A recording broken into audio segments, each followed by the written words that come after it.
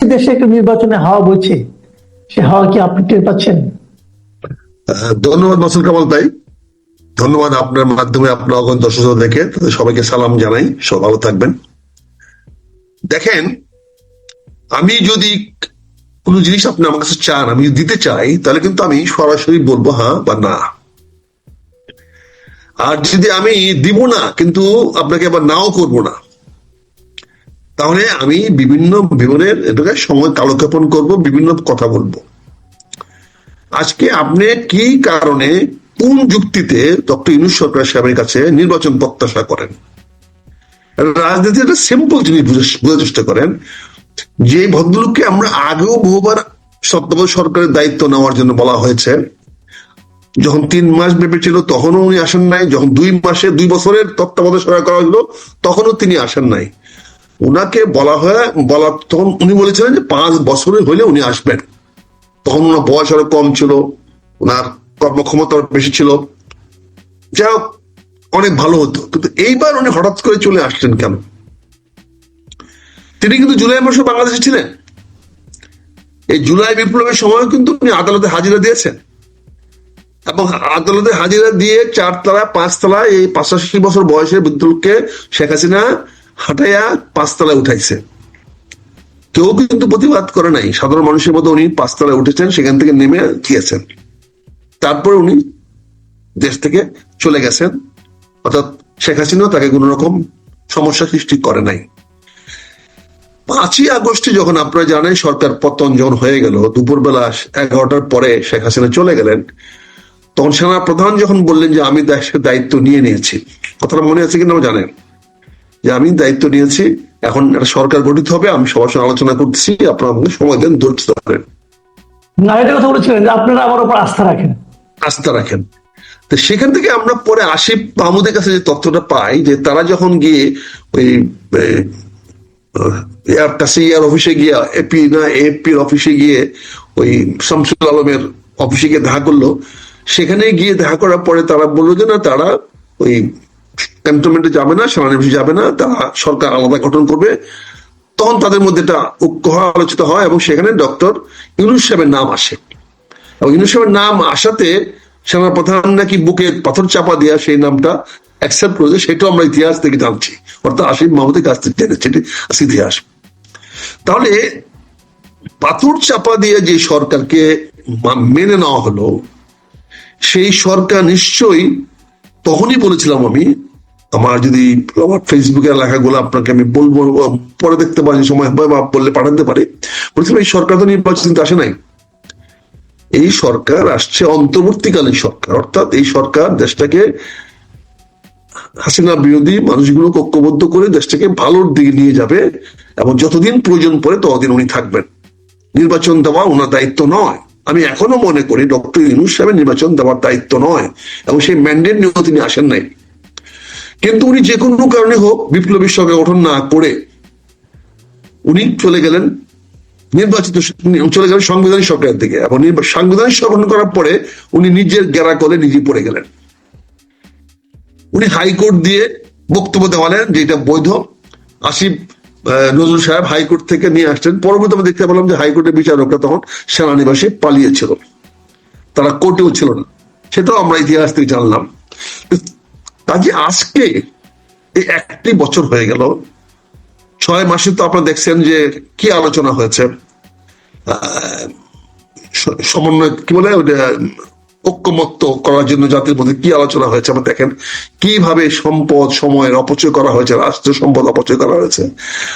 এখন পর্যন্ত কোনো অশ্বডিম্ব ছাড়া কিছু প্রশ্ন করতে পারে নাই।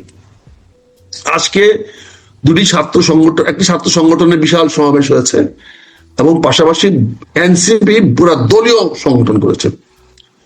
এবার এনসিপি কে বলা হচ্ছে তারুণ্যের দল। আজকে বিএনপি রাজনীতিটা দেখেন কত ম্যাচিউর পলিটিক্স বিএনপি আজকে করেছে। 3 তারিখে 3রা আগস্ট বিএনপি ঘোষণা করেছিল 2 মাস আগে তারা ছাত্র সমাবেশ করবে, এবং সেটা তারা ঘোষণা দিয়েছিল শহীদ মিনারে, এবং সে অনুযায়ী ঢাকা বিশ্ববিদ্যালয় থেকে শহীদ মিনারের অনুমতি তারা নিয়ে নিয়েছিল।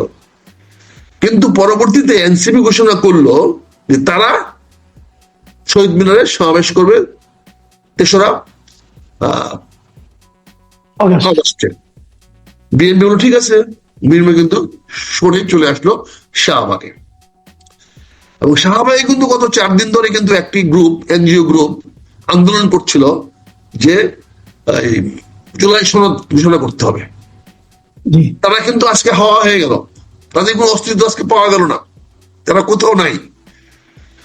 আজকে যে সমাবেশগুলো, তারুণ্যের সমাবেশটা বিএনপি দেখাতে, ছাত্রদল দেখাতে পেরেছে, তারপরে কোন রাজনৈতিক দল বলতে পারবে যে আগামী তরুণ তাদের পক্ষে? এবং তারেক রহমান উদাত্ত আহ্বান যে জানিয়েছে যে যারা এই তরুণ যারা ভোট দিতে পারে নাই, তাদের প্রথম ভোট হোক বিএনপিতে ধানের শীষে। এই যে আহ্বানটা, এই আহ্বানটা যাদের উদ্দেশ্যে জানিয়েছে তারা যে বাংলাদেশের বিশাল তরুণ, এটা তো আজকে প্রমাণিত হয়ে গেছে। আজকে আপনি আমাকে প্রশ্ন করেছেন নির্বাচনের ব্যাপারে, ভাই আমার গা ছমছম করছে। আজকের যে অবস্থানটা, তাতে আমার কাছে কোনো অবস্থাতে ভালো মনে হচ্ছে না। কেন কেন ভালো না মনে না হওয়ার কি আমার কাছে বিশাল অশনি সংকট দেখা দিচ্ছে। তারপরে আবার সরকার ঘোষণা করেছে 5 তারিখে সংসদের দক্ষিণ প্লাজায় তারা ঘোষণা করবে। দক্ষিণ প্লাজায় কিন্তু এতকাল জানাজা হয়ে আসতেছিল। আপনি যদি খেয়াল করে দেখেন, বাংলাদেশের যত বড় বড় রাজন্যবর্দের জানাজা হয়েছে সব কিন্তু দক্ষিণ প্লাজায় হয়েছে। পরবর্তী শারমিন আক্তার বা শারমিন কি স্পিকার, ইনি এটাকে ঈদগাহ বানিয়েছিল, ঈদের জামাতে জাগো বানিয়েছিল। এখন এটাকে আপনি আজকে জুলাই সনদ ঘোষণা করার স্থান করতে যাচ্ছেন, যেখানে আপনার লক্ষ্যটা হলো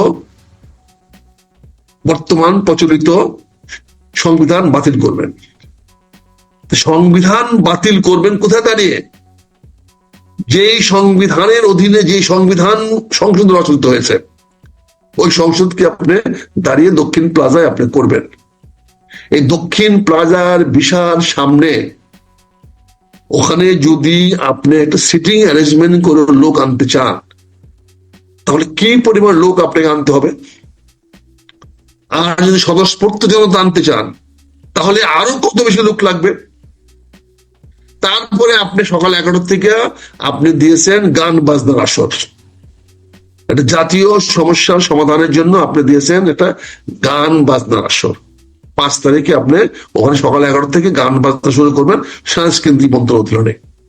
আজকে আবার দেখলাম আপনারা 16টি ট্রেন দিয়ে বিভিন্ন জায়গা থেকে মানুষ আনবেন। তার জন্য নাকি 60-70 লক্ষ টাকা বাজেট করেছেন, সেই মন্ত্রণালয় থেকে, মুক্তিযুদ্ধ মন্ত্রণালয় থেকে দেওয়া হয়। তাহলে এগুলো কিসের আলামত? তার মানে তো নির্বাচন আপনি দিবেন না। তা আপনি যখন নির্বাচন দিবেন না, আমি কেন আমার গা ছিমছিম করছে? তাহলে গৃহযুদ্ধটা আপনি এড়াবেন কেমনে? আপনি কিভাবে মনে করতেছেন যে জাতীয় ঐক্য 5 তারিখে বজায় থাকবে যখন আপনি গান বাজনা পার্টি দিয়ে লোক আনবেন, যখন আপনি বিনা টিকেটে ট্রেন ভাড়া দিয়ে লোক আনাবেন, সরকারের টাকা দেওয়া ট্রেনে মানুষকে আনাবেন, বাস তো আনবেনই।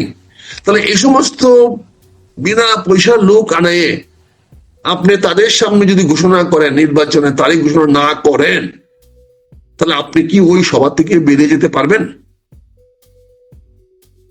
আমার তো মনে হয় না। যদি বৃহত্তর রাজনৈতিক দল যদি ওই সমাবেশে সহায়তা করে, কারণ আপনি দেখে